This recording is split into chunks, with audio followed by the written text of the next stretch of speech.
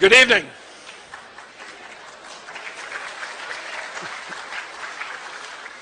I want to welcome you to the Roger W. Hines Lecture for the 2006-2007 academic year. My name is Scotty McLennan, and I'm the Dean for Religious Life here at Stanford. A dozen years ago, the James Irvine Foundation established the Hines Lectures in Religion and Society. The series is intended to bring to the Stanford campus leading thinkers who examine the intersections and interactions of systems of belief and practice with human groups and societies. Past Hines lecturers have included Elaine Pagels, Diana Eck, Bruce Lawrence, Karen Armstrong, and last year, the Dalai Lama. There's much to honor in Roger Hines and his legacy. A professor of psychology, then dean, then vice president at the University of Michigan, he came to the University of California at Berkeley, where he served as chancellor from 1965 to 1971. Hines led the American Council on Education and then the Hewlett Foundation until his retirement in 1992. For many years, he lent his wisdom and energy to Stanford, having become a regular participant at its Memorial Church and a consultant to university leaders. We're delighted to honor him again this year with tonight's lecture. And I'm grateful to Religious Studies Professor Robert Gregg, formerly the Dean for Religious Life, who worked closely with the Irvine Foundation to establish this lecture series, and in a moment he will introduce this year's speaker. And with that, I would like to introduce Professor Robert Gregg. Thanks, guys. Thanks to a splendid set of newspaper advertisements created by Debbie McDevitt of the Office of the Deans for Religious Life, you who have come here tonight already know a great deal about Professor Ehrman's celebrated and broadly read books. Perhaps some of you also know of his recorded lectures on early Christianity.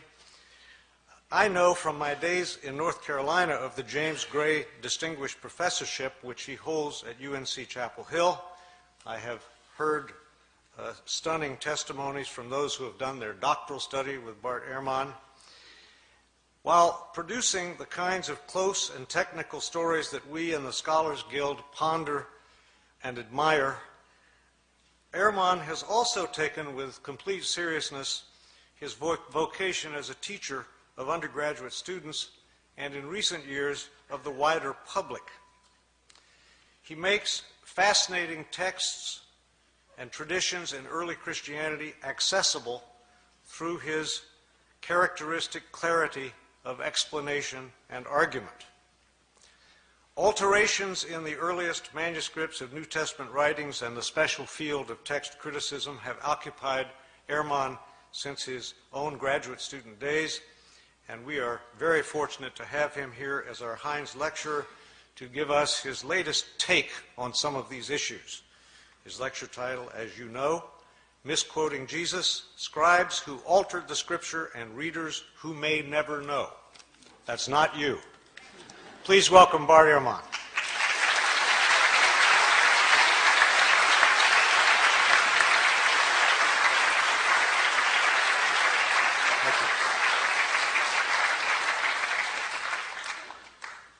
Well, thank you very much for that generous introduction, and you're welcome. It's a pleasure to be with you all this evening.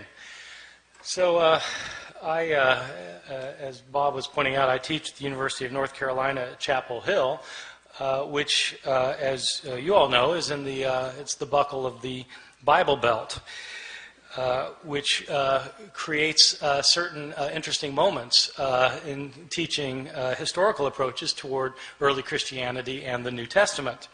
This last year, I was teaching my course on the New Testament. So I had a class of about 360 students in it. And I decided to do something this last year that I'd never done before.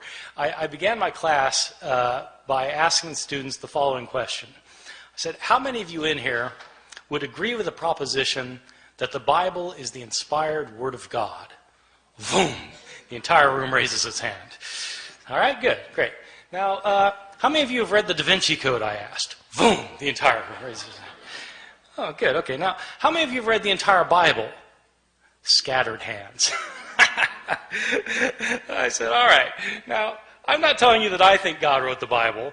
You're telling me that you think God wrote the Bible. I can see why you might want to read a book by Dan Brown. But if God wrote a book, wouldn't you want to see what he had to say? It's just one of the mysteries of living in the South. Well, the Bible is the most widely purchased, most thoroughly revered, and probably most broadly misunderstood book in the history of human civilization. One of the things that's misunderstood, at least by my 19-year-old students at Chapel Hill, is that when we're reading the Bible, we're not actually reading the words of Matthew, Mark, Luke, or John. We're reading translations from the Greek language in which these books were written. And something is always lost in translation. And not only that, but we're not reading translations of the originals of these books, because we don't have the originals of these books or of any of the other books of the New Testament. What we have are copies made centuries later, many of them many, many centuries later. These thousands of copies that we have are all different from one another in lots of little ways and sometimes in big ways. There are places where we don't know what the authors of the New Testament originally wrote. Now, for some Christians, that's not a problem because they don't have a high view of Scripture. For others, it's a very big problem. What does it mean to say that God inspired the words of the text if we don't have the words? Moreover, why should one think that God performed the miracle of inspiring the words of the Bible if he didn't perform the miracle of preserving the words of the Bible? If he meant to give us his very words, why didn't he make sure we received them? The problem of not having the originals of the New Testament, though, is a problem for everyone, not simply for those who believe that the Bible was inspired by God. For all of us, I think, the Bible is the most important book in the history of Western civilization. It continues to be cited in public debates over gay rights, abortion, over whether to go to war with foreign countries, over how to organize and run our society. But how do we interpret the New Testament? It's hard to know what the words of the New Testament mean if we don't know what the words were. And so in this lecture, I'll be talking about not knowing what the words were and what we might know about the originals of the New Testament, how they got lost, and how possibly they might be reconstructed. So let me begin by talking about, on a fairly basic level, how it is that we got the books of the New Testament. The books of the New Testament were all written in Greek. They were all written in the first century of the Common Era. They were written by Greek-speaking Christians who wanted to share with their community their views of Jesus, of the faith, of what to believe and how to behave. So an author like Mark, the author of our first gospel, sat down and wrote out one day his gospel about Jesus. Now, we don't know where Mark actually lived. Some scholars have thought that Mark maybe lived in Rome. So let's say he lived in Rome. Mark writes his book. Well, how does this book get into circulation? The problem is we're dealing with an age in which there were no Xerox machines. There wasn't desktop publishing yet, no PDF files. In fact, there wasn't carbon paper. How did people get copies of books? Well, in the ancient world, the only way to get a copy of a book was to copy it by hand. One page, one sentence, one word, one letter at a time. Mark makes his book, and somebody in his community wants another copy of it. And so that person either makes a copy himself or has somebody else make a copy for him. Now, part of the problem is that in the ancient world, at this time period, in the Roman Empire, probably something like 90% of the population was illiterate. couldn't read or write. So not anybody could just make a copy. And most people who could write couldn't write very well. And so somebody makes a copy. We don't know who it was who made the first copy. We don't know if this person was competent or incompetent, but he made a copy. And probably, if he made a copy of this book by hand, one page, one sentence, one word, one letter at a time, he made mistakes. Now, my students sometimes have difficulty believing that people make mistakes when they copy things by hand. And so I tell them, well, you sit down tonight and copy the Gospel of Mark and see how you do. Well, in fact, they'll make mistakes. Now, here we have a problem created, because we have the second copy of Mark that is also put in circulation, and somebody wants a copy of Mark, and so they copy the copy. But the copy has mistakes in it. And so the next person who copies it copies the mistakes, thinking that they're the original wording. And the second person also makes mistakes of his own. And so he not only reproduces the mistakes of his predecessor, he introduces his own mistakes. And then another person comes along and copies that copy, making the mistakes of both of his predecessors and creating mistakes of his own. And then that book gets put in. And pretty soon you've got copies around the city of Rome that are all different from one another. Now, a visitor comes to Rome from Ephesus, and they have a church back in Ephesus too, and they want a copy of this gospel, and so he takes a copy, makes a copy, takes it back to Ephesus. And then that copy gets copied, and that copy gets copied, and that copy gets copied. Then somebody comes from Smyrna, and they want a copy. And so it goes for year after year after year. We don't have a copy of Mark until around the year 200. About 150 years after Mark was originally written. So not only do we not have the originals, we don't have the first copies, or the copies of the copies, or the copies of the copies of the copies of the copies, etc., etc. Mistakes were made en route, and these mistakes were replicated. Now, the only way a mistake gets corrected is if you're copying a copy of Mark, and you come across a sentence that you're pretty sure is wrong because it doesn't make sense, and you try and correct it. And so you correct it to say something other than what it says. The problem is there's no guarantee that you will correct the mistake correctly, right? You might correct the mistake incorrectly, in which case you've got three forms of the text: the original text, the mistake, and the mistaken correction of the mistake. And so it goes on for year after year, decade after decade. The originals end up getting lost. They get lost. They're either worn out of existence, or people figure, well, we don't need this. I've got a brand new copy of it, and so they throw it away. And all of the books of the New Testament, all 27 books, experience the same fate. And so that is the situation we're dealing with. This is not a situation that's unique to the New Testament. This is a situation that we find for every book from the ancient world. Every ancient book has this problem. The problem is exacerbated with the New Testament simply because the New Testament has come to be revered as Scripture, and also because, as it turns out, we have more copies of the New Testament than of any other book from the ancient world. That would seem like a good thing, but it also means that we have more mistakes for the New Testament than for any other book. And so the abundance of evidence we have creates an abundance of problems. Let me talk about the surviving copies that we do have. First, give you a sense of the numbers of books that we're talking about.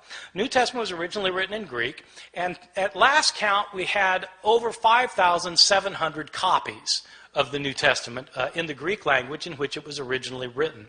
Now, when I say we have 5,700 copies, I don't mean that we have complete copies of all the books from beginning to end.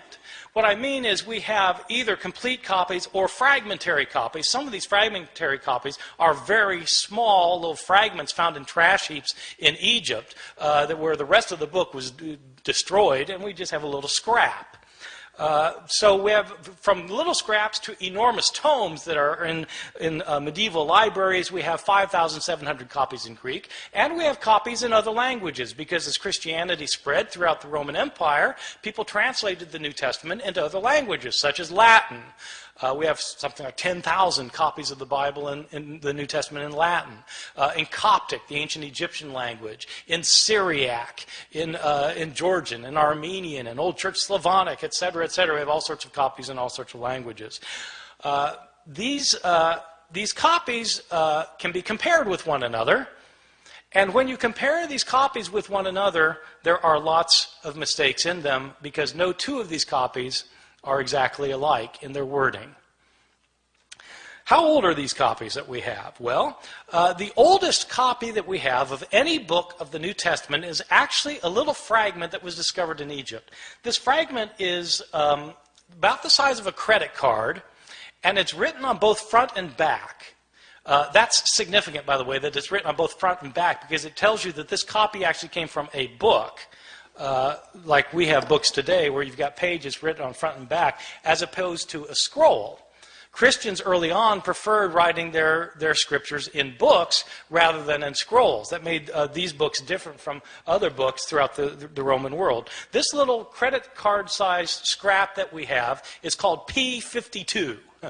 It's called P52 because it's written on papyrus. So papyrus is an ancient writing material, and it's called P52 because it was the 52nd papyrus that was discovered and categorized, classified. Cataloged.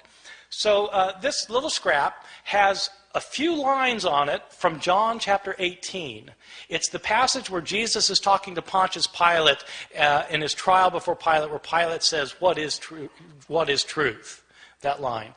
So that's that. It's written on, and it's written both front and back. Now the thing is, if you have a little scrap like that, and it's written on the front and the back, and you know what passage it comes from, then you can actually do some interesting things, because you can figure out, even though you don't have a complete line on this page, you can figure out where this thing was on the page. And if you've got if you do it right, if you've got it one margin, you can figure out how many letters were in each line, and you can figure out how many lines must have been on the page in order to get from this part to that part. See what I'm saying? So you can actually reconstruct how long the page was, and then you can calculate how many pages were in this manuscript, because how many pages would it take with this many letters in it to create the Gospel of John. And so this one scrap can tell you how long the manuscript was. So there are people who do this for a living, so it turns out.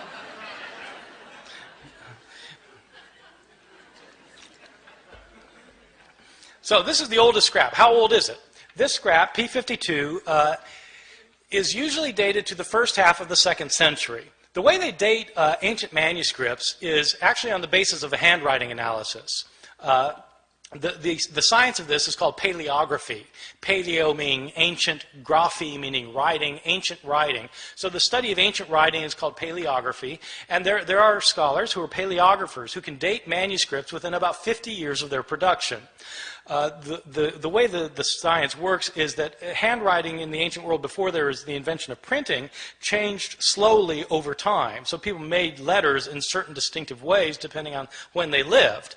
And so if you are familiar with how handwriting was in different periods of history, then you can determine when a manuscript was written. That's the science of paleography. And a good paleographer can get within about 50 years. So this thing, and you need a 50-year gap, because some scribe who's copying a manuscript when he's 70 probably is writing the same way he did when he learned how to write when he was 20. And so you need a 50-year gap. So this thing is dated to around 125 plus or minus 25 years. Well, that's pretty early.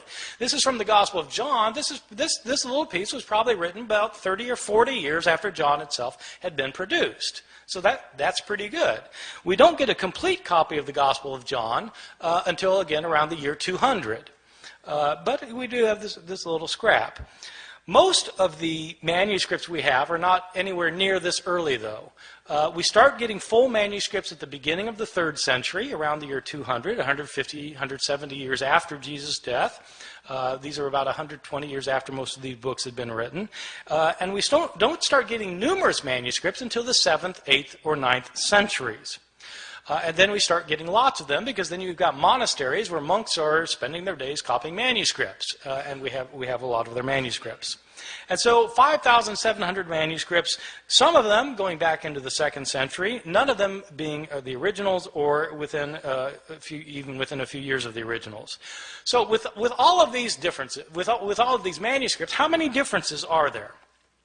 Throughout the Middle Ages, it appears that the scholars didn't realize that there was a problem of not having the original text, or very few scholars realized that this was a problem. Even the scribes copying the text, they sometimes would realize there were differences in the manuscripts they were copying, but they didn't make a very big deal about it.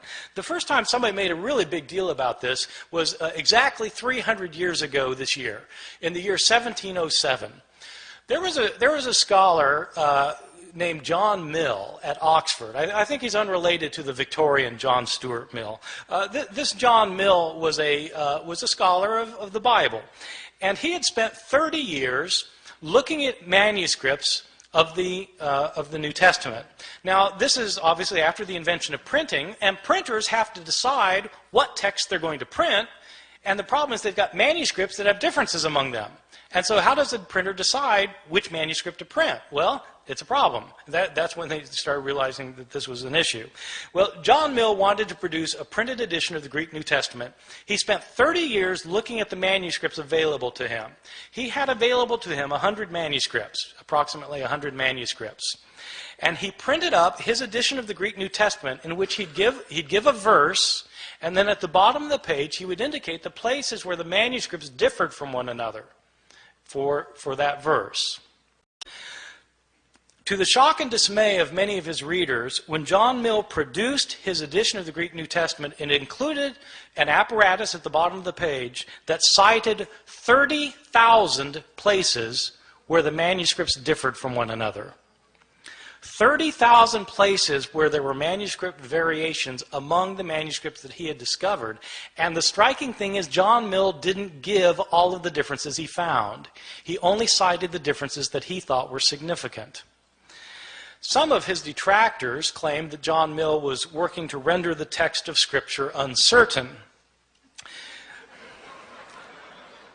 His supporters pointed out that he didn't create these differences. He simply noticed that they exist. So what do we know today about the numbers of mistakes in our manuscripts? Well, Mill looked at 100 manuscripts, and now we have 5,700 manuscripts. Nobody knows how many differences there are among the manuscripts that we now have, because nobody yet, even with the development of computer technologies, nobody has been able to add up all of the differences. Sometimes scholars guess that there may be a couple 100,000 differences. Some people say 300,000, some say 400,000. There are different guesses. The way I usually put it to my students is in comparative terms. There are more differences in our manuscripts than there are words in the New Testament. More differences in our manuscripts than there are words in the New Testament. Well, this obviously creates a problem. If you want to know what Mark actually said, and all you've got are copies of Mark that are hundreds of years later that have so many differences in them, how can you possibly reconstruct it? Well, that is a problem. Now, having said that we have these hundreds of thousands of differences, I want to emphasize a particular point, which is most of these differences that we have in our manuscripts are completely insignificant, unimportant, and don't matter for a thing. Many of these differences in the manuscripts are so unimportant that you can't replicate them in translation. Okay? In other words, like they changed the word order in Greek, where you would have to translate it the same way no matter what the Greek word order is. So, I mean, it doesn't really matter very much.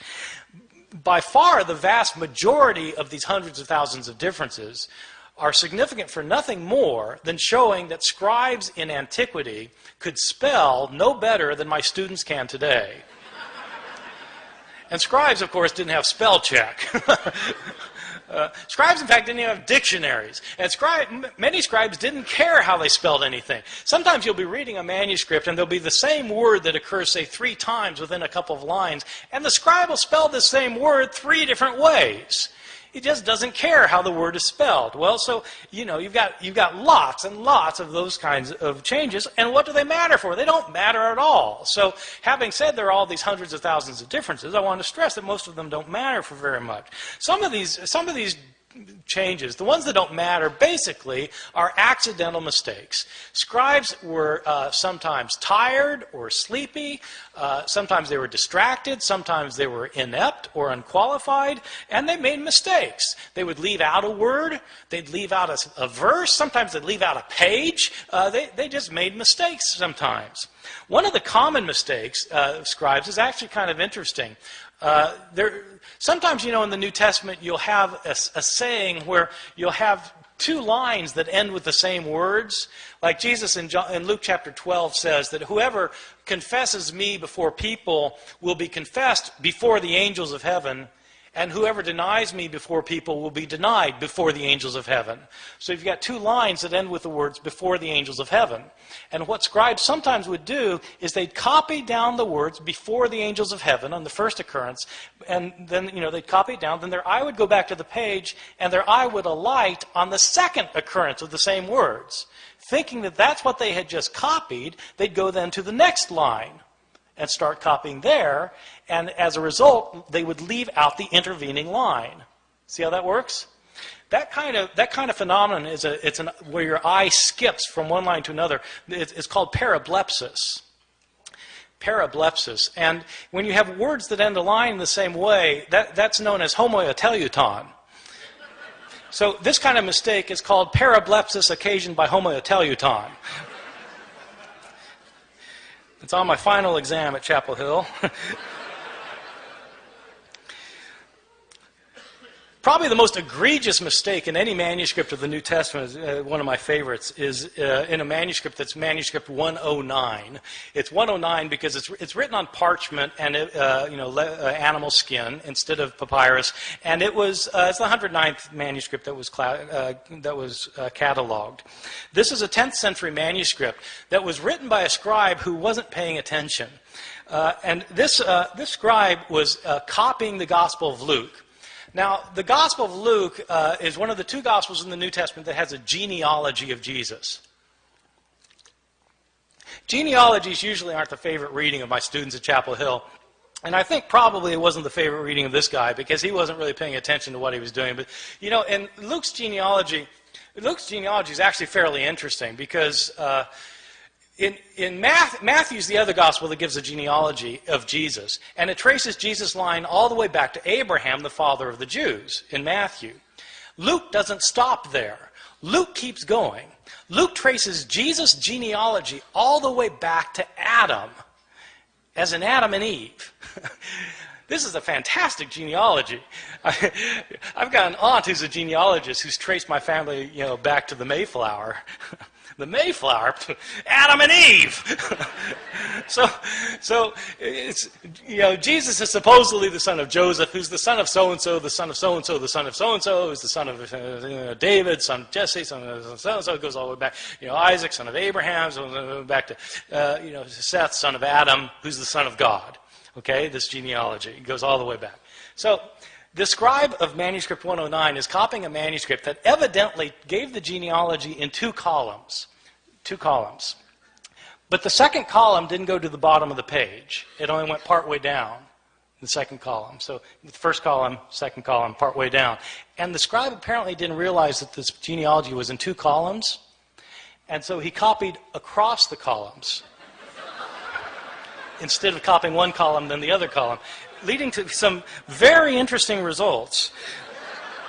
As it turns out, Adam isn't the first human being. There was a man named Phares, who's the father of the human race, and as it turns out, God is the son of Ehrman. So it happens. These kinds of mistakes are just pure accidental mistakes that scribes mess up in places. There are other kinds of mistakes that are what I think are probably intentional mistakes. I differentiate between accidental mistakes where scribes just slip up and intentional mistakes where it looks like scribes are actually trying to change the text. Now, I don't know for sure that scribes are trying to change the text. I don't have any scribes around to interrogate about the matter. But there are some changes that don't look like they could possibly simply be a slip of the pen.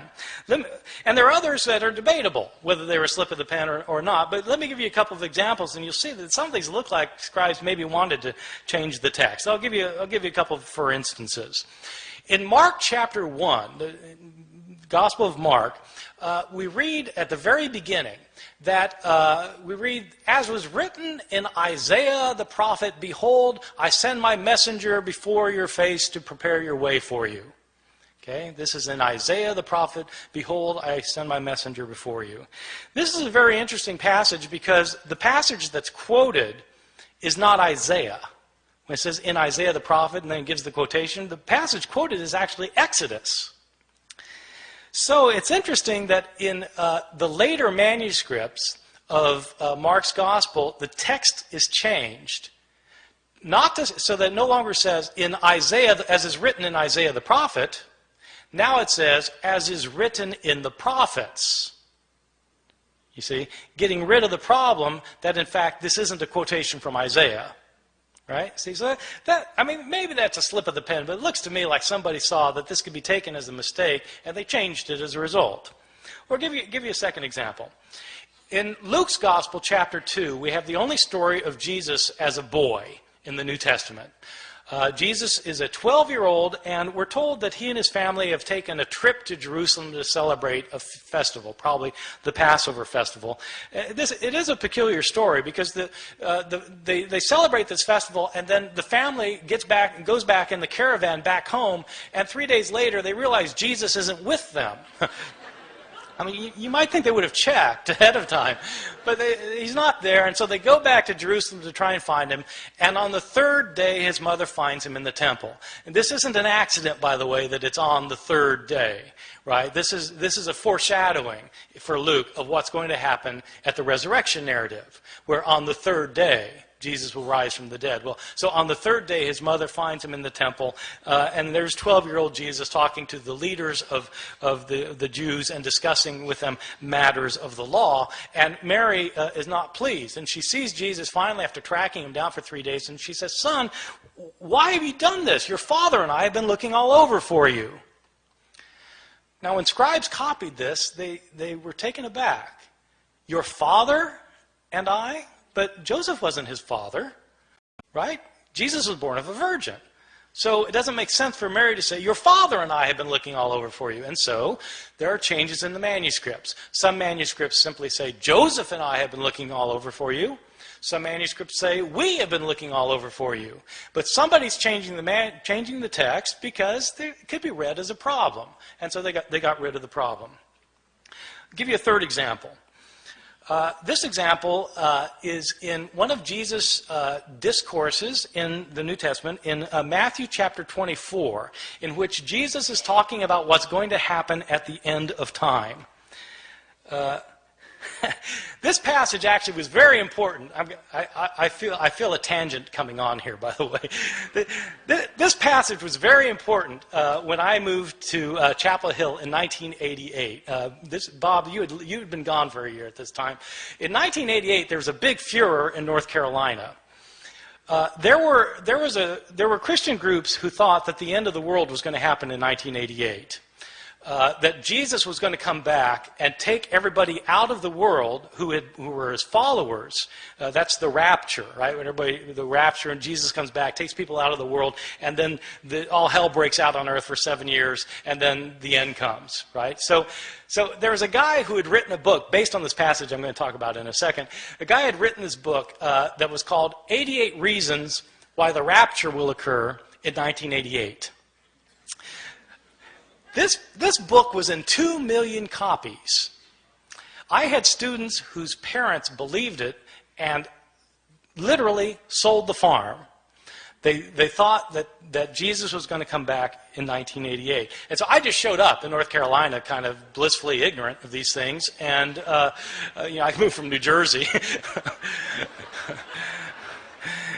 where such things we're not worried about. And but this guy named Edgar Whisenant, he was a NASA engineer who had studied the Bible and come up with 88 reasons why the rapture is going to occur in 1988. And one of the reasons involves this passage I'm going to talk about. Jesus tells the disciples want to know, when's the end going to come? And Jesus tells them, learn the parable of the fig tree. When the fig tree puts forth its leaves, you know that summer is near. So too, when these things take place, you know that the end is near. Truly I tell you, this generation will not pass away before all these things take place. So Edgar Whisenant, this is one of Edgar Whisenant's 88 reasons. So the way it works is this. What is Israel in the Bible? Israel is sometimes represented as a fig tree. Well, when the fig tree puts forth its leaves, you know that the end is near. Well, okay, so if the fig tree is Israel, when does the fig tree put forth its leaves? Well, the fig tree lies dormant over the winter, and then when springtime comes, it comes back to life. When does Israel come back to life? 1948. That's when Israel comes back to life, becomes a nation again. Truly, I tell you, this generation will not pass away before all these things take place. How long is a generation in the Bible? 40 years. 1948 plus 40, bingo, 1988. This was one of the 88 reasons. Now, somebody pointed out to Edgar Whisenant that Jesus in the same passage points out that no one knows the day or the hour when the end will come. When Whisenant had said that it was going to come during the week of Rosh Hashanah in September. And so they said, but Jesus says no one knows the day or the hour. And Whisenant was completely unfazed. He said, I don't know the day or the hour. I just know the week.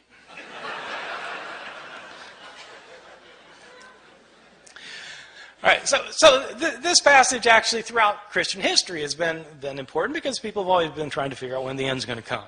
So in this passage, Jesus says no one knows the day or the hour, not the angels of heaven, nor even the Son, but the Father alone. Okay, Matthew 24:36. Scribes copying that found it to be a peculiar thing to say, though. Not even the Son knows when the end is going to come? I mean, surely the Son of God is all-knowing. Isn't he omniscient? And so how do scribes deal with the problem? They deal with the problem by getting rid of the phrase. And so in later manuscripts, the phrase, not even the Son, is taken out, so that now Jesus doesn't claim to be ignorant about when the end is going to come. So that strikes me as probably an intentional sort of change. All right, so you get accidental changes and you get intentional changes. I want to talk about some of the big differences that you get in some of our manuscripts, just so you can get an idea of how significant this problem can be. Probably the most familiar story in the New Testament Gospels is the story of Jesus and the woman taken in adultery. I'm pretty sure this is the best known story of the Gospels because it's in all the Hollywood movies. I mean, if you do a movie about Jesus, you've got to have Jesus and the woman taken in adultery. It's so much a requirement that even Mel Gibson, who The Passion of the Christ, which is about Jesus' last hours, has to get this in, and so he has a flashback showing this scene of Jesus and the woman taken in adultery. So the way the story works, it's found only in the Gospel of John, chapters 7 and 8. And Jesus is teaching the temple, and the Jewish leaders they drag this woman in front of him, and they say, she's been caught in the act of adultery.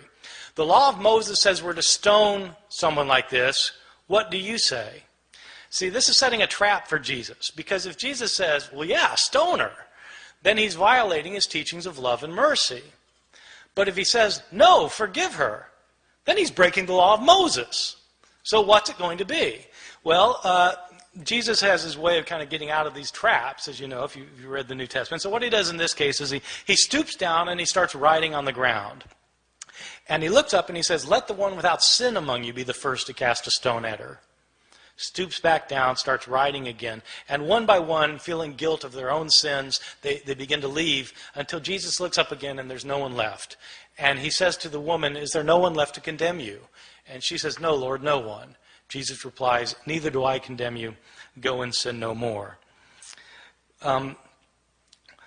There is a textual variant in a now lost manuscript, which when Jesus, about this line about when he says, let the one without sin among you be the first to cast a stone at her. In this one textual variant, it indicates that a stone comes flying out from the crowd, nails the woman in the head. And Jesus says, Mom, sometimes you really tick me off.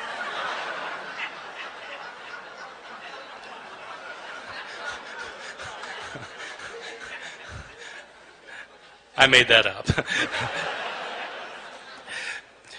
This story, this beautiful story, this powerful story, which has two terrific lines from Jesus in it, this story was not originally in the Gospel of John.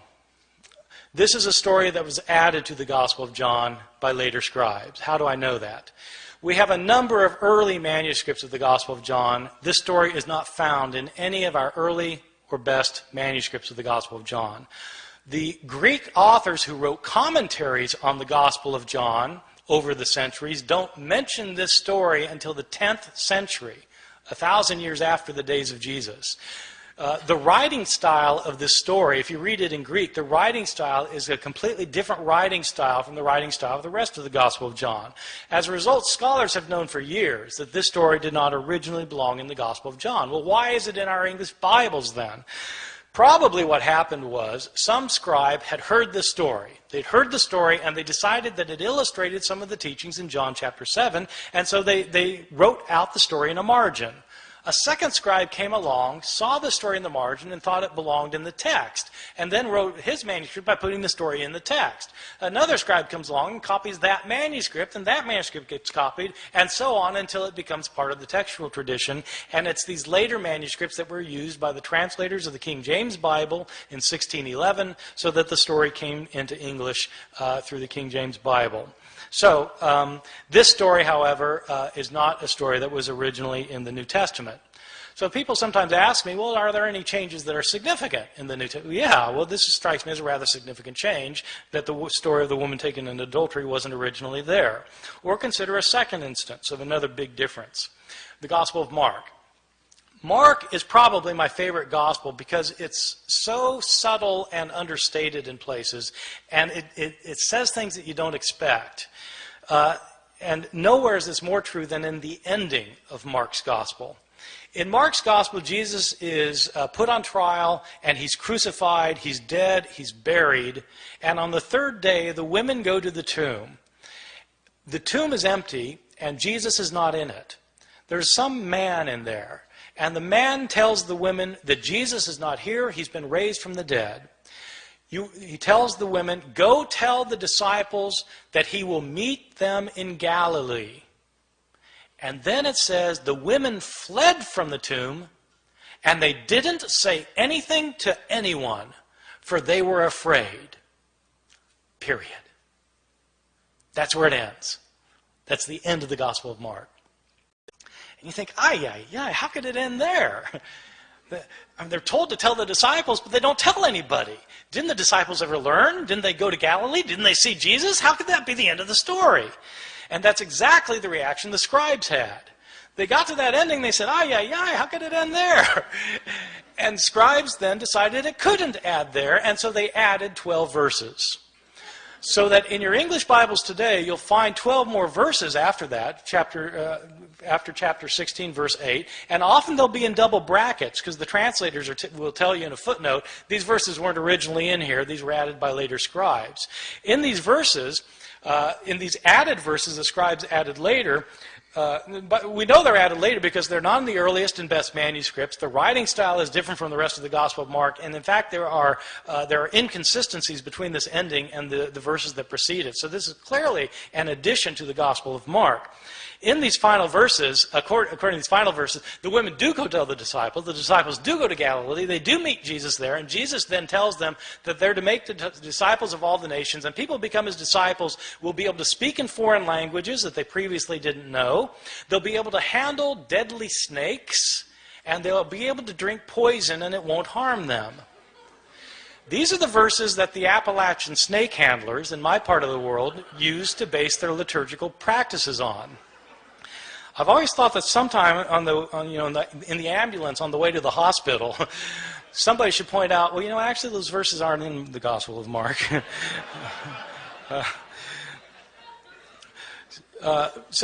Mark actually ends with the women not saying anything to anyone, for they were afraid. Somebody added the last 12. Well, let me give you a couple more examples of some differences that strike me as big. One that I think is really quite interesting that scholars debate. The first two I gave you, scholars don't debate very much. Almost everybody agrees that they weren't originally there. But there's an interesting change in another story in Mark that there's a lot of debate about among scholars. It's a story in Mark chapter 1 where Jesus heals a leper.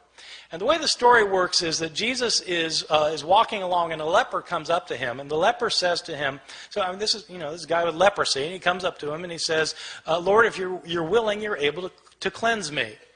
And in most manuscripts it says that Jesus felt compassion for the man, and he reached out his hand and he said, I am willing, and he healed him. But in several ancient manuscripts it says something different. In these other manuscripts, instead of saying Jesus felt compassion for the man, it says, and Jesus got angry and reached out his hand and said, I am willing, be cleansed. getting angry. Now, scholars have to debate which is the text that Mark originally wrote and which is the text that's been changed by a scribe. And one piece of logic that scholars have used over the years is this. Ask yourself, which text is a scribe more likely to have created out of the other? Is a scribe likely to have taken the text that says Jesus felt compassion and changed it to say Jesus got angry? Or is a scribe likely to have found the text that said Jesus got angry and to change it to say Jesus felt compassion? Well, if you put it like that, then, well, the latter's more likely something a scribe would have changed. And so this criterion ends up sounding kind of backwards, but the way the criterion works is that the reading that's the most difficult to understand is probably the original one. Okay? The more difficult reading is to be preferred. And so that's one reason for thinking that, in fact, this text originally said Jesus got angry. And there are actually a whole host of reasons for thinking that's what the text said. The next step, then, is to ask, well, what's he angry about? In other words, to try and figure out what the text means. But you can't know what the text means unless you know what the text says. You see? So you've got to establish the words first, and that's what people who are textual critics do. They try and decide what the words originally were. Let me give you one other example, and then I'm going to stop and take any questions that you have. There's another quite moving passage in the Gospel of Luke, which is also well known. It's a scene in which Jesus is being crucified, and Luke is interesting in the scene of Jesus' crucifixion. Luke is interesting at the scene of the crucifixion because it's unlike what happens in Luke is unlike what happens in Mark's gospel, the story of the crucifixion. In Mark's, just to illustrate this for a second, in Mark's gospel, which is the first gospel, you have a very distinct portrayal of Jesus going to his crucifixion, a portrayal that is filled with pathos and agony. People don't realize this, that Mark's portrayal is very different from Luke's portrayal. And the reason they don't see that there are differences is because of the way that people read the Gospels. The way people typically read the Gospels, if they read the Gospels at all, but if they read the Gospels, the normal way of reading a Gospel is you start at the beginning and you read to the end. So, okay, you're going to read the Gospel. You start with Matthew. You start with the first verse, chapter 1, verse 1, and you start reading and you get to the end. You go from top to bottom. Then you read Mark. Start with the beginning, go to the end, top to bottom, and it sounds a lot like Matthew. Same stories, a lot of the same words, sounds very similar. Then you read Luke, top to bottom, sounds exactly the same. Not exactly, it's different, but it's basically the same thing. They sound alike. And then you read John, well, that's different, but, well, in essence, it's not that far off. So they all sound basically the same because you read them from top to bottom, or you read them vertically. The way to see differences in the Gospels is to read them not vertically, but to read them horizontally. Where you read a story in Matthew and you look at the same story in Mark and compare the two stories. When you do that, you start finding enormous differences. People, there are all these debates about whether there are discrepancies in the Bible. If you want to find discrepancies in the Bible, all you have to do is read the texts horizontally. I give this as an assignment to my students all the time. I give them I say, take the resurrection accounts. What really happened at the resurrection? Depends which author you read. And so I have them list what happens in Matthew, what happens in Mark, what happens in Luke, what happens in John, and compare the lists. And it's actually quite striking when you do this with the resurrection narratives. Because, well, who is it that goes to the tomb? Is it Mary Magdalene by herself or Mary with other women? If other women, how many other women? And what are their names? It depends which gospel you read. What do they find there? Is the stone rolled away already or is it not rolled away already? Depends which gospel you read. Who do they see there? Do they see a man there as in Mark? Do they see two men there as in Luke? Or do they see an angel as in Matthew? Depends which gospel you read. What are they told? Are they told to tell the disciples to meet Jesus in Galilee, or are they told to tell the disciples to stay in Jerusalem? Do they go tell the disciples? It depends whether you read Mark or whether you read Matthew and Luke. If they do tell the disciples, what do the disciples do? Do they go to Galilee or do they stay in Jerusalem? It depends which gospel you read. I mean, you just go down the line, and it's different. And that's how you get if you read these stories against each other. Well, if you do that in the story of the crucifixion, in Mark and Luke, you come up with very, very different portrayals. The significance of that is not just, there are discrepancies. Yeah, there are discrepancies, but that isn't the point. The point is that if you want to know what Mark has to say, you have to read Mark and not pretend he's saying the same thing as Luke, because they're different. And so Mark has to stand on its own as a literary production. In Mark's gospel, when Jesus is being crucified, in fact, it's a very gripping scene. In Mark's gospel, Jesus doesn't say anything while he's being led to the place of crucifixion. While he's being crucified, he's completely silent. When he's hanging on the cross, he's mocked by the Jewish leaders, by the people who are passing by in front of him. He's mocked by both robbers in Mark's gospel. Jesus doesn't say anything until the end. In Mark's gospel, at the end, he cries out, "Eloi, Eloi, lama sabachthani? My God, why have you forsaken me?" And he dies. That's it. That's Mark. Very, very powerful and gripping. But people don't realize that this, because people think Jesus said all sorts of other things on the cross. Well, why do they think that? Because they've read Matthew, and they've read Luke, and they've read John, and they end up with the 7 last words of the dying Jesus, which are found in not one of the Gospels, but by smashing all of the Gospels together into one big Gospel. Now, it's perfectly legitimate to do that if you want to do that. If you want to read the Gospels and smash them all together so they're all right and they're all saying the same thing, but you have to realize that if you're doing that, you're writing your own Gospel. And you're making it say something that's different from any of the Gospels of the New Testament. Okay, so I mean that's the effect of doing that. In Luke's Gospel, Jesus is not silent. He's not silent on the way to be crucified. He sees women weeping for him, and he turns to them and he says, "Daughters of Jerusalem, don't weep for me. Weep for yourselves and for your children, for the fate that's to befall you." He's more concerned about these women than himself in Luke's Gospel. In Luke's Gospel, he's not quiet while he's being nailed to the cross. He prays, "Father, forgive them, for they don't know what they're doing."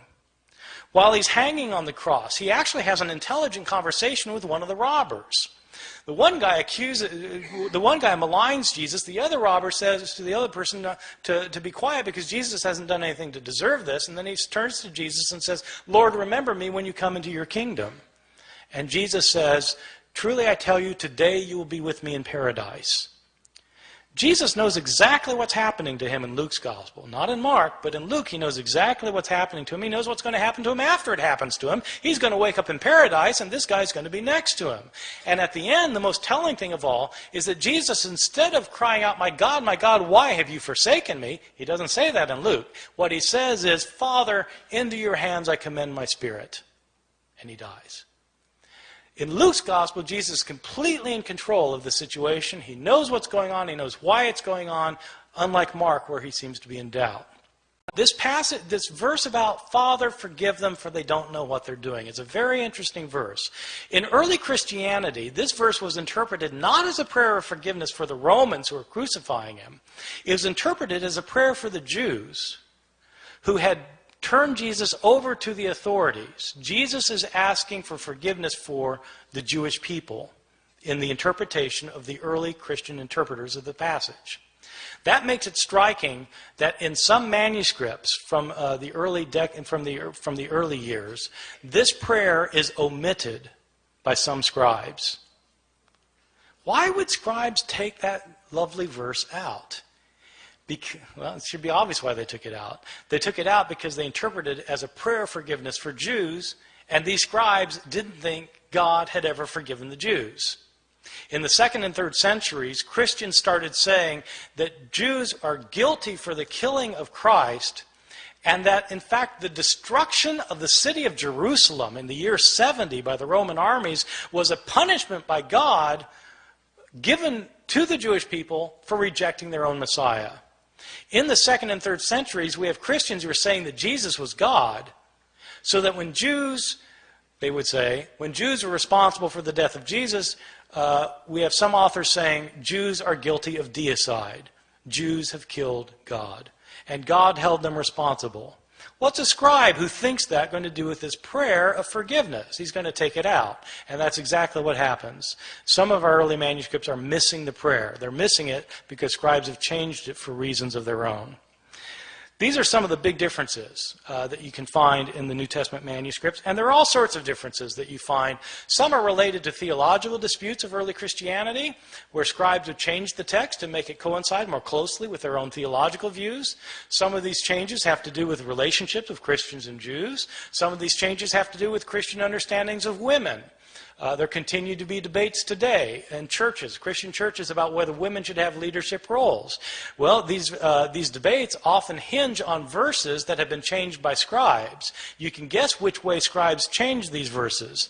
In the 2nd and 3rd centuries, when women's roles were being suppressed, all of a sudden manuscripts start showing up in which women are told to be silent in the churches. This is the sort of change that scribes made. The textual critic is somebody who tries to deal with this phenomenon of manuscripts that have so many changes in them. There are actually two things that a textual critic does. One thing that is, of course, primary importance is to figure out what an author actually wrote.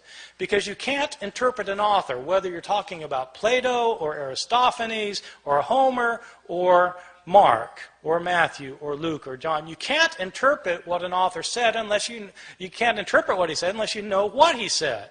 You've got to have his words, and so textual critics try to reconstruct to the best of their ability what an author actually wrote. A textual critic also, though, is interested in knowing why the text got changed.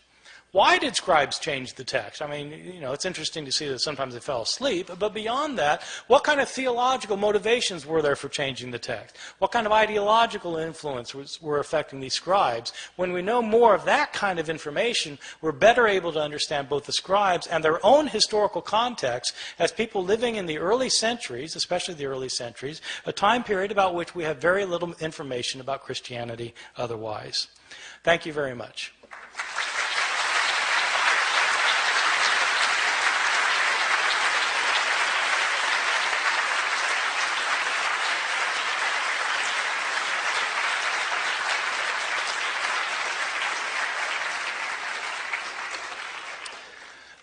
There are microphones on both sides, and I think we'll alternate. And can I just say that I will, if it doesn't sound like the question was loud enough, I'll repeat the question to make sure everybody heard it. So yes, start over here. Yes. Early in your conversation or in your presentation, you mentioned that the Bible is often used in social situations, and you mentioned in particularly abortion, war, and what was the other one? Gay rights.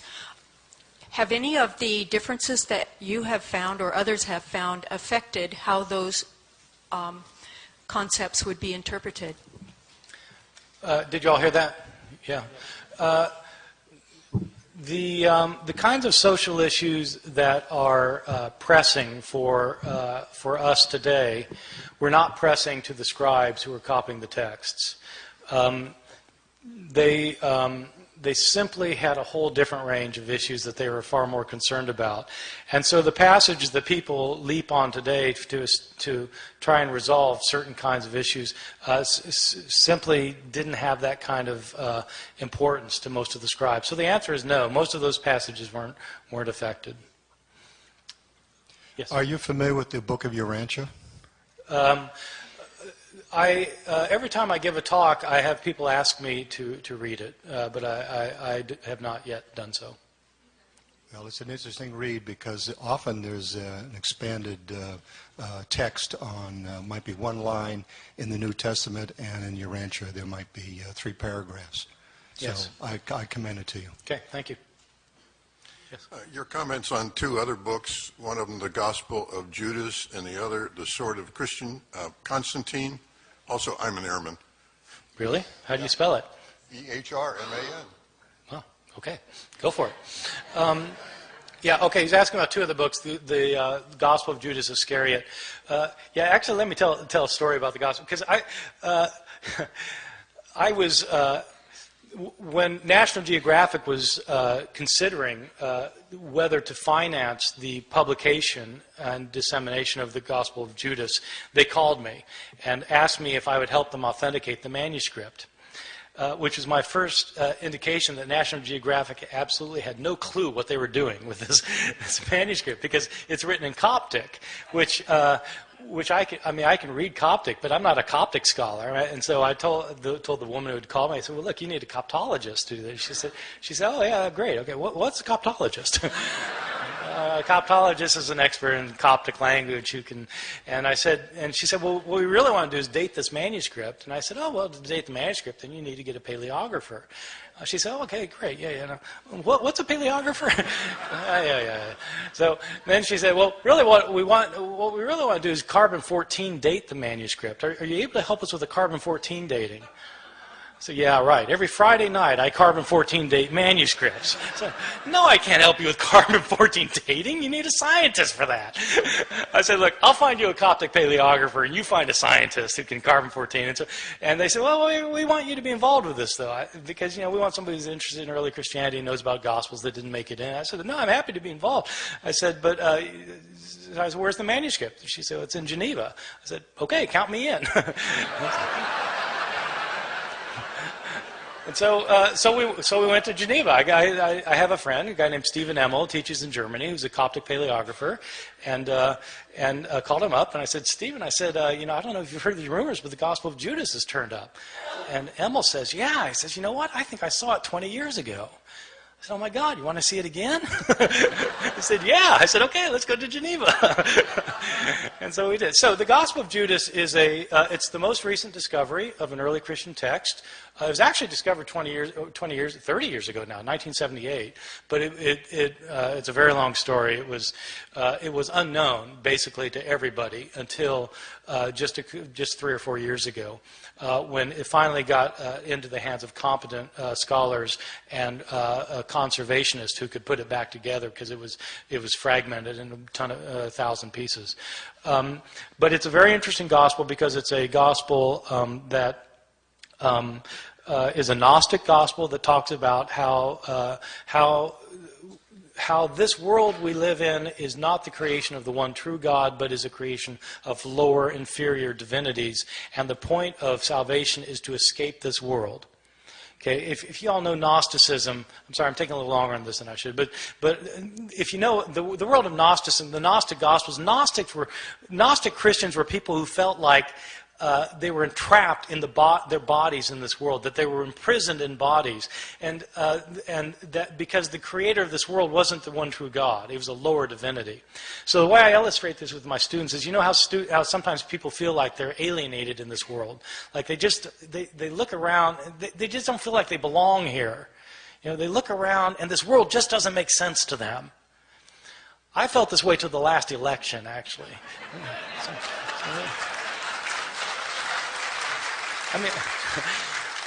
I knew people that seemed to do just fine, but it didn't make sense to me. I realized I don't belong here.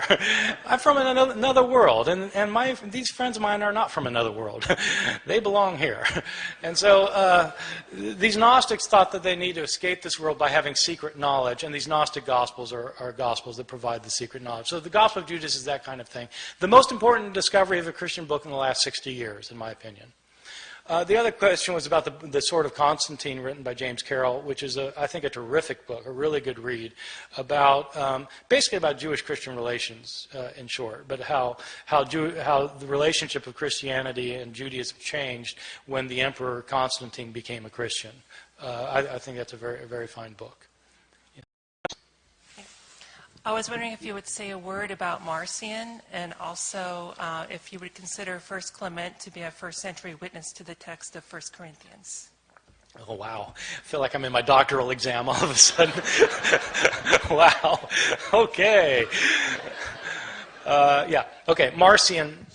The short on Marcion. Marcion was probably the most important Christian thinker of the 2nd century.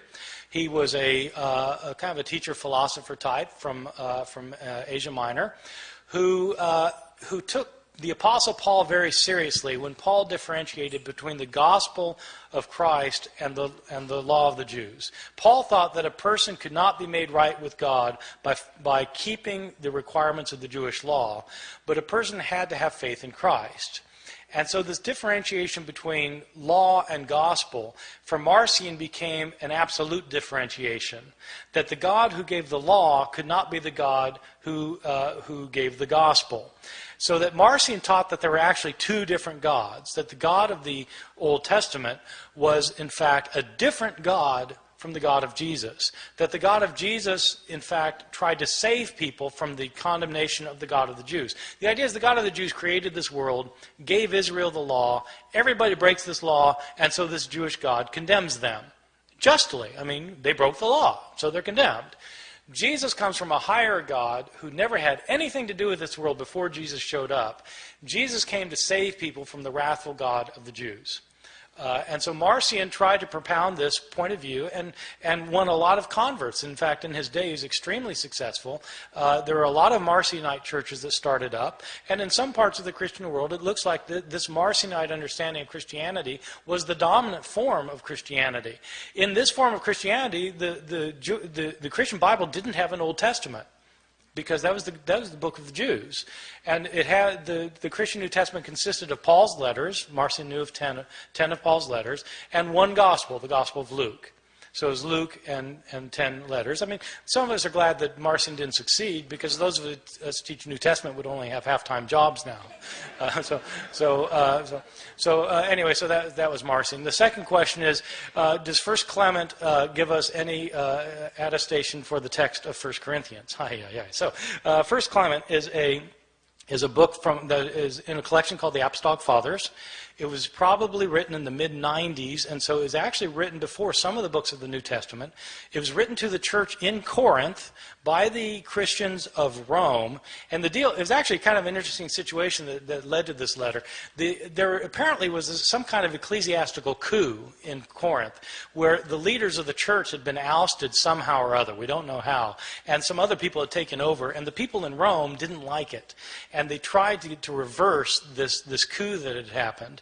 And so this author then is writing to the church in Corinth to try and straighten things out. And this author knows about 1 Corinthians, and in fact reflects a lot of Paul's letter, 1 Corinthians, which was written about 30 years earlier. I don't think it gives us any help for knowing the text of 1 Corinthians, if by that you mean, does it help us reconstruct what the actual words of 1 Corinthians were? I don't think it helps us with that, but it does reflect many of the themes that you find in 1 Corinthians. Yes? With the possible exception of Matthew 24, where Jesus says, not even the Son knows, none of the textual examples that you've given tonight pose any problem for fundamental Christian doctrines. And I'm wondering if there are textual examples that are more threatening on that front. My second question is, to what extent were canon and textual problems discussed at Nicaea? Okay, the second question is quite easy. To what extent were canon, the formation of the canon of the New Testament and the text of the New Testament discussed at Nicaea? The answer is not at all. The Da Vinci Code says they were, so yes. Who should I believe? Yes. Right. I think you need to trust Dan Brown. He did a lot of research for this book. He learned, for example, that Leonardo's name was really Da Vinci.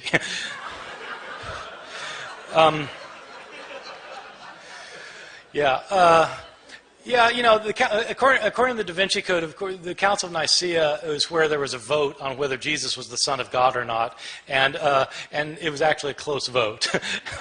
And it's completely bogus. Everything he says about the Council of Nicaea is absolutely wrong. The Council of Nicaea didn't talk about the formation of the canon, which books would go in, which books would go out. Constantine had no role to play in that decision at all, nothing to do with it, so far as we know.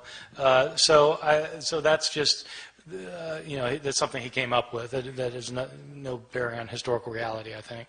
Are there textual changes that affect Christian doctrine? Well, it kind of depends how you look at things. There certainly are passages that affect Christian doctrine. There are passages in which scribes changed passages to emphasize that Jesus was divine. They changed other passages to emphasize that he was human. And so they wanted to emphasize that he was both human and divine. And so they changed passages so that it would look that way. One passage in particular is kind of interesting that is directly related to Christian doctrine, is that the doctrine of the Trinity is not explicitly taught in any passage of the Bible. In other words, the doctrine that there are three gods... yeah. Sorry. Dan Brown speaking once more. The doctrine that there's one God manifest in three persons, that these three persons are each individually completely God, but there's only one God. Not three gods, but one God, but not one person, three persons. So the three in one.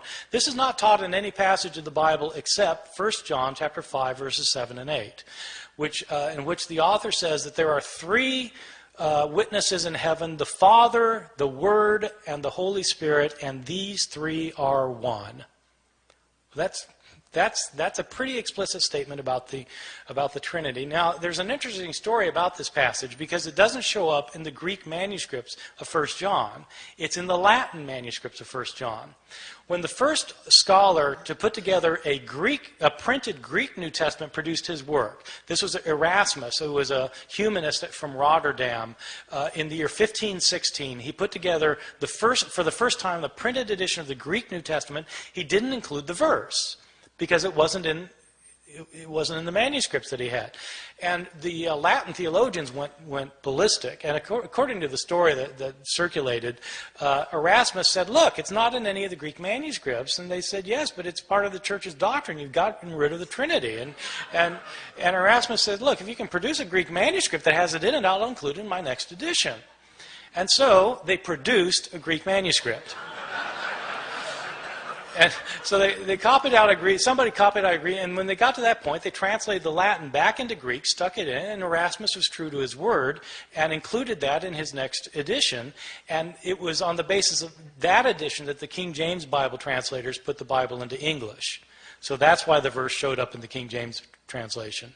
So yeah, that certainly affects doctrine. Now the thing is, you could argue the doctrine of the Trinity without that verse.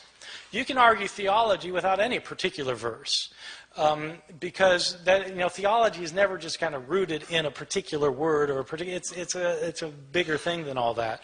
And so my view is that Christian doctrine isn't based on any of these textual variations. What happens, though, is these textual variations sometimes change the way what a verse means. Sometimes they affect what an entire chunk of a book means. Sometimes these textual changes affect the very meaning of an entire book. And that's theologically significant to me. Not that it necessarily changes anybody's precious doctrines or their chosen doctrines, but it does affect what the books of the Bible mean, and that's theologically significant, I think. Yes? Yes, I appreciated your lecture. I haven't read Misquoting Jesus, but I enjoyed your Da Vinci Code book last year. It was got me thinking. Seriously, I did like it a lot. A question I have regarding the attempts to harmonize the crucifixion accounts, whether they can be harmonized or not, concerns the logical approach that's appropriate to use, and this is what I'd ask your comment on. Aristotelian logic basically indicates that omission is not necessarily contradiction.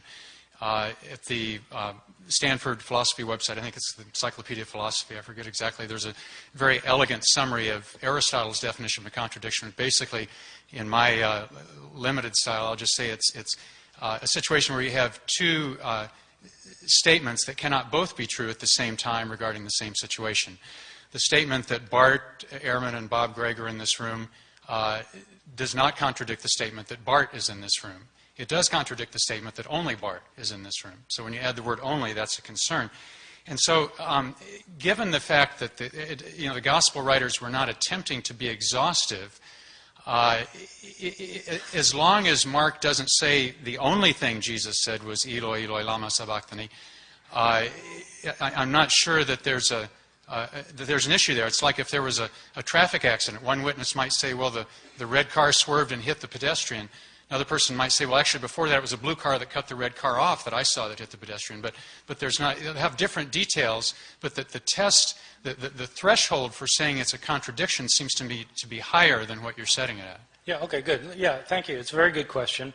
And I think, part of it, there are a couple things to say about it. One is, it depends what you're after. If you're after what each witness is saying, then it's not fair to make the one witness say what the other witness is saying, because they're saying different things.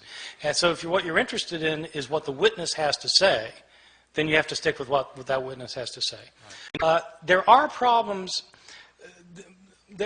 There are problems of reconciling things, because if you go with the idea that omission isn't a contradiction, the way you end up reconciling things leads to some very peculiar situations. For example, when I was in college, I bought a book. I was an evangelical Christian who held this kind of view, and I believed that, in fact, the texts could all be reconciled with one another. And I bought a book that was called The Life of Christ in Stereo. Which was, the idea is, it's kind of stereophonic sound with the Gospels, and you need them all going at the same time to get the full thing.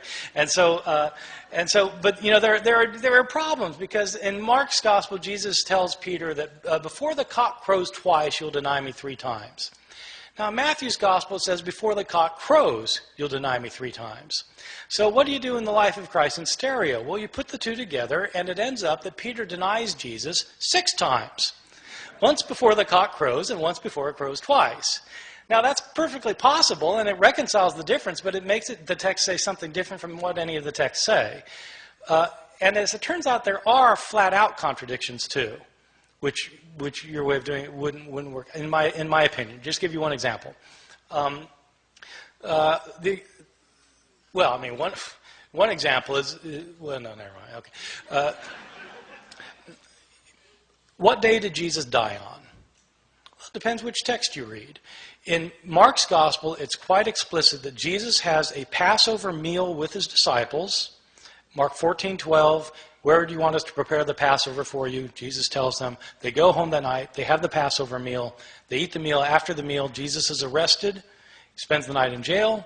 Next morning, appears before Pontius Pilate. Pontius Pilate kills him the morning after the Passover meal is eaten. You read the Gospel of John, and Jesus has a meal with his disciples. It's not called a Passover meal. He's arrested after the meal, spends the night in jail, shows up for Pontius Pilate. He's condemned, and it says that he is sent off to be crucified just after noon on the day of preparation for the Passover, which is the day before the Passover meal is eaten. So, he couldn't die both times. He either died the day before the Passover or the day after the Passover, but it couldn't be both. And so you have that kind of thing, as well as the kind of thing you're pointing out where, they might just be eyewitnesses telling different parts of the story, in my opinion. Just to clarify, though, using the Aristotelian definition of a contradiction, are the statements, the fact about what Jesus said from the cross, are those contradictory, those accounts? Or are they? See, I was saying You're omission just talking about the statements. No. But I'm saying that if you want to reconcile them by saying giving the 7 last words of the dying Jesus, if all you're interested in is Aristotelian logic, then the answer is no. Okay. But if you're interested in what these texts mean, then the answer is yes. You get very different portrayals depending on which account you read. So it depends what you're interested in. Okay. Thank you. Yeah. Yes. I was reading your book, Misquoting Jesus, today, and it actually made me think a lot of some feminist theory that I've been reading lately about the responsibility of academics. Bell Hooks took a lot of flack for this book, Feminist Theory from Margins to Center. And so I'm reading Misquoting Jesus and thinking this is essentially a book with an argument about philology that is accessible, readable, and does not sacrifice the complexity of the argument. So one, as an aspiring academic, what's your secret? And 2, do you have a philosophy about what our responsibility as academics is, and how do you think about who your audience is? Yes, thank you. Well, thank you for the compliment. And, the reality is that most academics don't know how to talk to a normal human being.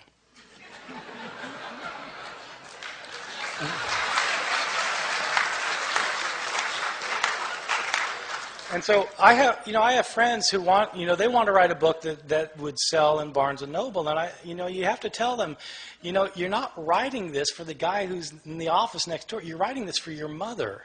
You've got to think about, who you need to learn how to communicate with people. And so there's not an easy answer to that, but that was absolutely the challenge of this book. one thing people have gotten upset about, well, evangelical scholars have gotten upset about this book is they say, well, this isn't news. We've known about this for hundreds of years, which is, of course, what I say in the book. We've known about this for hundreds of years. So I'm not trying to present something that is like radically new that scholars have never known before. Scholars have known this since John Mill in 1707. And so this is old news, but nobody's bothered to tell the general audience. Which is, and the reason they haven't bothered is pretty obvious. It's hard. I mean, we're talking about Greek manuscripts here. How do you talk about Greek manuscripts to people who don't read Greek? Right? Well, you just have to figure out some way to do it. So, the way I do is I like to tell stories. So that's how I decided to do it. So I don't think there's a real secret other than just learning how to talk to people. So, yes. Actually, I have been reading the Bible for the last 5 years, and especially New Testament. There's one statement of Christ, be peace on him, which I want that you should explain it over. He says that I have been sent not to change the Torah. I have to come to fulfill it and act upon it in spirit and letter. And the only way to go to the heavens is if you follow Torah more than the rabbis. And then if you read Torah, there's no mention about Son, Father, and Holy Ghost. So when were they created? If they were from the very beginning, why didn't any of the old prophets in the Old Testament mention about it? So I just want to get this clarified. Yes, thank you. Well, the passage you're quoting is from Matthew chapter 5, verse 17. It's distinctive to Matthew. Matthew's gospel is the one that emphasizes that Jesus' followers need to follow the Torah. It's interesting because the Apostle Paul says just the opposite. He says that a person can't be made right with God by following the Torah.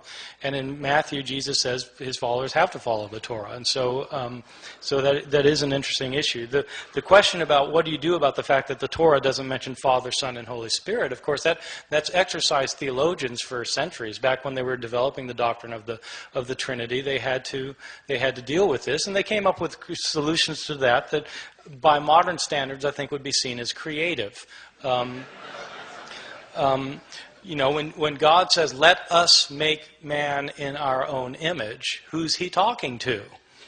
Right? Well,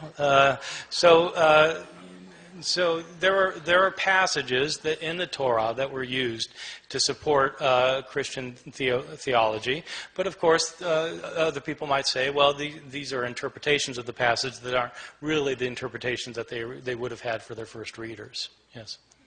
Is there someone over here? Yeah. Yeah, can you talk just a little bit more about the relationship between these textual variants and different interpretations of the manuscripts with the actual process of canonization or deciding what should be put into the Christian canon, what should be omitted? The relationship between the changes in the manuscripts and what should go in and what should go out. Yeah, where they're like, did that play into the debates of, this gospel should be left out because we have different copies that are saying different things, for instance? Yeah, actually, that particular issue didn't come up very much about, can this be in because this manuscript has been changed in so many ways. There are interesting questions about the relationship of text and canon, though. I mean, just on kind of the most basic level, if the woman taken in adultery isn't in the oldest manuscripts, but it's in most of the manuscripts from the Middle Ages, is it part of the Bible or not? Is it part of the canon? Or the last 12 verses of Mark. They're not in the earliest manuscripts of Mark, but they're in most of the manuscripts of Mark. So is it part of the Bible or not? And that really is a good question, and it's not a question that a historian can answer. It's a question that a theologian needs to answer, because it has to do not with historical fact, but with theological interpretation about the nature of Scripture. But it's really, I think it's a fundamental question for theologians, because if theology, if a biblical theology is rooted in the text, you have to know what the text is. Which is, for me, one of the reasons I've been surprised over the years that theologians show no interest in textual criticism at all, most of them. No knowledge of it, no interest in it. And it seems to me it's actually kind of important for biblical theologians anyway. So, I think you need to go to the mic if you have a question. Did you have a question here? Oh, yeah. Yes. Thank you for talk. I have a question regarding the discrepancy among the Gospels. Yes. There are obviously there are many differences, and then it sounds like it's almost embarrassing to have those four gospels put together as a Bible and say that this is truth, because there are obvious differences. Yes. Then my point is there are argument that if there are embarrassing discrepancies in the Bible, why would early Christians and why would they put them together and say it's the Bible, although there are obvious differences? Yes, it's a great question. Why did the early Christians not look at these discrepancies and say this is a problem? Why did they include them in the same, in the same covers as the Bible? It's a really good question, and I think that actually different early Christians had different answers to that. One early Christian in the second century was a guy named Tatian, whose answer to this was that you've got these four accounts, and this guy Tatian actually produced a Life of Christ in stereo for Syriac reading Christians in the second century. He took the four Gospels and he put them together into one big Gospel and reconciled them all together with one another in a book that was called the Diatessaron, which means through the four. You take the four, and through the four you get the big gospel. So that was one way of dealing with a problem.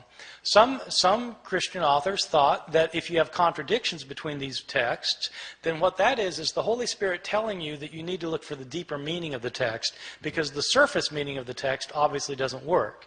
And so it's God telling you need to look for the deeper meaning of the text. And the reality is that most Christians in the second, third centuries down to today never realized that there are differences.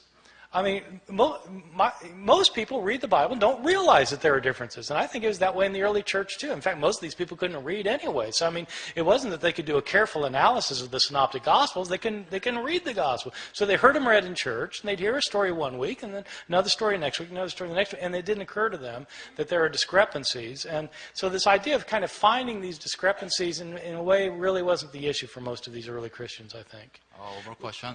Can you give the reference to what just claimed about the illiteracy in the early Christianity? And yes, the illiteracy of early Christianity. Can you just give me references? Yeah. The best study of literacy in the ancient world is William Harris, and it's simply called Ancient Literacy, published by Harvard University Press.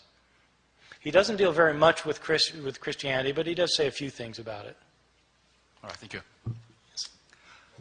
Yeah, I've come across a couple of radical pieces of information on the Bible I wonder if you'd comment on. One is that, I've read this in several places from biblical historians. One is that there was a get-together called the Second Council of Constantinople in around 555 A.D., and it was one where they did some major deletions in the Bible, and they took out just about everything Jesus said about reincarnation. That's one of them. Well, that one's easy. That's false.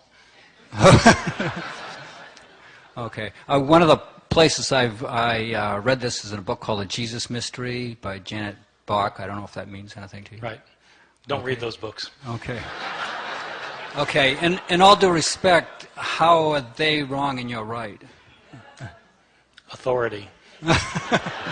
That's it? I mean... There are responsible historians, and there are people who are not responsible historians, and it's a very good question actually, because how do you know the difference? You go to a bookstore and you got these books. I mean, and some have nice covers and some don't have nice covers. How do you know who? And it's actually not an easy thing, and you have to know who to trust. And so one thing to do is look at credentials. Where do these people teach? Do they teach? Where did they get their degrees? Do they have degrees? Or are they independent researchers? An independent researcher is somebody who doesn't have a degree usually. Why don't they have a degree? So they might be telling the truth, but where do they get their information from? Look at their footnotes and see if they tell you where they got their information from. And then read scholars who teach in reputable institutions, who have reputable degrees, and whose books go through the kind of vetting process that is typical in scholarship. Which is that you can't, anybody can publish a book today, but scholarly presses publish books that have gone through a scholarly process of evaluation. And that's the kind of book you want to read if you want an authoritative account. Yeah, and the second piece of information was that there's 18 years that are missing from the Bible, basically from the age of 12 to the age of 30. And it's been said that that was deleted, and that he spent those years traveling through India and visiting with various holy men and so forth, Right. and reaching a state of enlightenment. Right, And right. then coming back to... Yeah. Yeah, that, you can even find Gospels that claim that. These Gospels were written in the 19th century, but I mean, you can at least find Gospels that say it. There are 18 years that are unaccounted for, and the question is, what would Jesus have been doing during these 18 years? And what most historians think is that he would have been doing what any Jewish lad in a small hamlet in Galilee would have been doing. He would have been working every day. Probably a carpenter, or apprenticed as a carpenter, and he probably didn't travel. Jews. I mean, he was very poor, probably a hand-to-mouth existence, and probably worked 6 days a week. And on the seventh day, you couldn't go anywhere because it was the Sabbath. So my guess is he just grew up in Nazareth. And there are no ancient sources. I mean, you asked me how do I know this? I've read all of the ancient sources. There are no ancient sources that say anything about Jesus going to India. Yeah, I just find, given the stature of this man, that the fact that there was zero written about him in those 18 years is very suspicious to me. I just think there must have been a deletion somewhere. I mean, Yeah. Why didn't somewhere in the Bible it said, well, from the age of 12 he just spent the time with his father in his shop and doing this and that, and then all of a sudden emerged at 30 and did all these miraculous things. So, anyway. Yeah, thank you. Okay. Yes.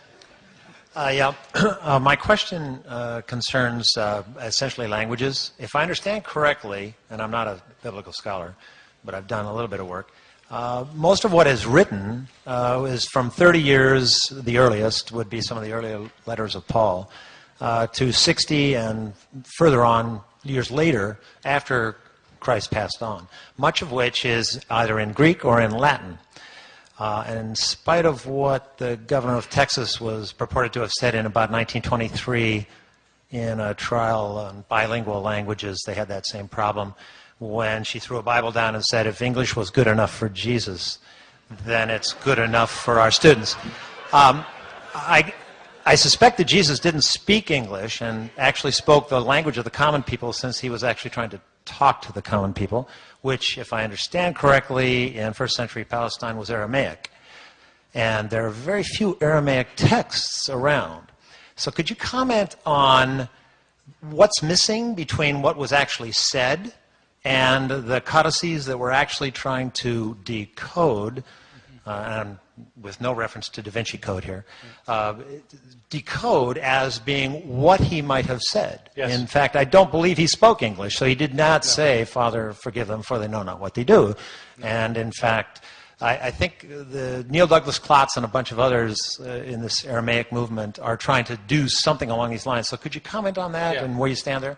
Yeah, so, no, it's absolutely right. Jesus spoke Aramaic. My opinion is that he did not know Greek, and that he did not know Latin. I think he probably knew Aramaic.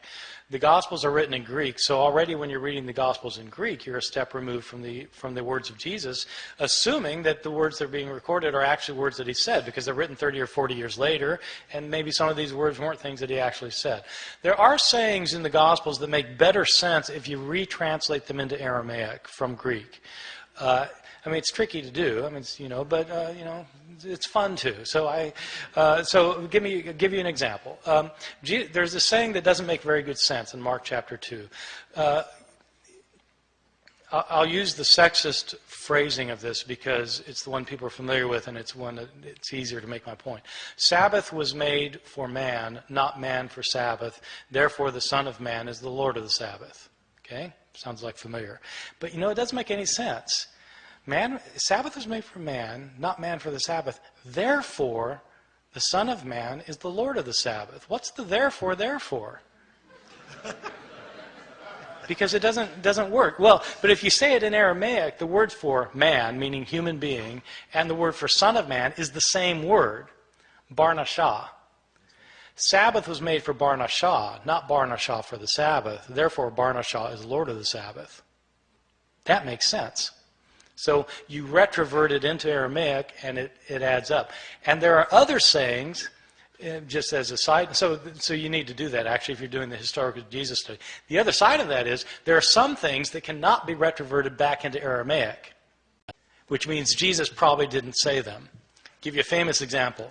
Every World Series behind home plate, you get somebody holding up a sign, John 3:3. You must be born again. This is a very interesting passage that people holding these signs don't realize, the linguistic problems, which is this. When Jesus says this in the Gospel of John, he says, a person must be born anothen to see the kingdom of heaven. Anothen is a Greek word. Now, the word anothen is interesting because it actually has two meanings. It can mean from above, or it can mean a second time. Okay, it means both things. And you have to decide which it means depending on the context. Nicodemus misunderstands what Jesus says. Jesus is saying you have to be born from heaven to see the kingdom of heaven. And Nicodemus thinks, I've got to go crawl back into my mother's womb and be born a second time? And then Jesus corrects his mistake. No. And he tells him what he meant the first time. So the conversation hinges on the double entendre of this word anothen, the Greek word anothen. And you cannot reproduce the double entendre in Aramaic. So the conversation hinges on a particular Greek word that doesn't have a parallel in Aramaic, which means the conversation couldn't have happened like that. So, how about Hebrew? No Hebrew either. Yeah. But they weren't speaking Hebrew in Jesus' day. Jesus probably could read Hebrew, I think, but they weren't. It wasn't a spoken language in Palestine in his time. Yes. I have two questions. The first one is, how would you compare the copyists of the Sophorim copyists with those of the early Christians, which you've made a great point on? You're asking about Jewish scribes from the Middle Ages. You're asking about? No, those are Masoretes. I'm talking about the copyists in Ezra's time. Yeah. We don't know. I don't think we know. What a lot of people say when I give a talk on this about the New Testament is they point out that what they say is, well, Jewish practices were to copy everything meticulously, exactly, and they're usually thinking about the Masoretes. In the Middle Ages, there were Jewish practices that were extremely meticulous, but I don't think we know very much about copying practices in antiquity, especially in the Persian period, because we just don't have the kind of evidence we need. Thank you. The second question was, may I have your autograph? Yes, you may. I'm going to take one more question because this fellow, and then I'm going to stop. Yes. In some of the ancient cultures, there were oral traditions that seemed to be designed to preserve a certain passages orally very exactly.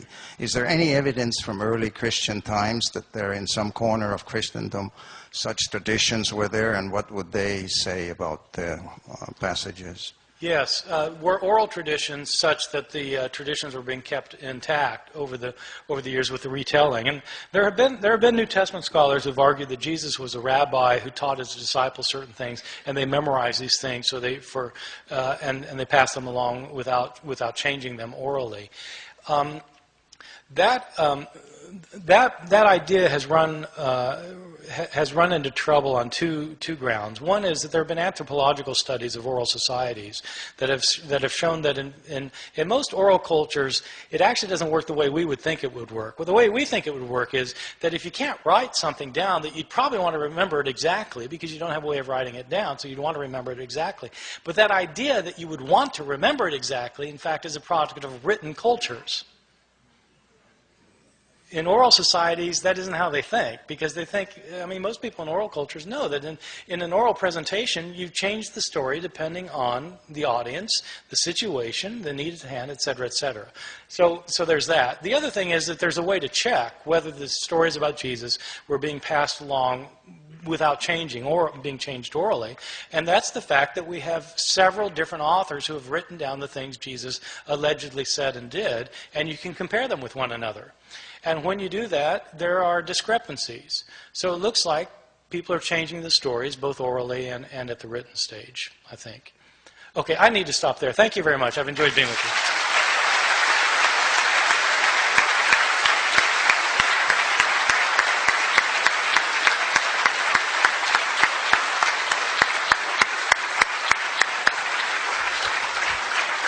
Thank you for an extraordinary evening. Thank you, Professor Ehrman, for bringing us scholarship that we haven't known for 300 years, as you point out, since 1707, both here tonight and in your books. And thank you all very much for your questions and for your participation this evening.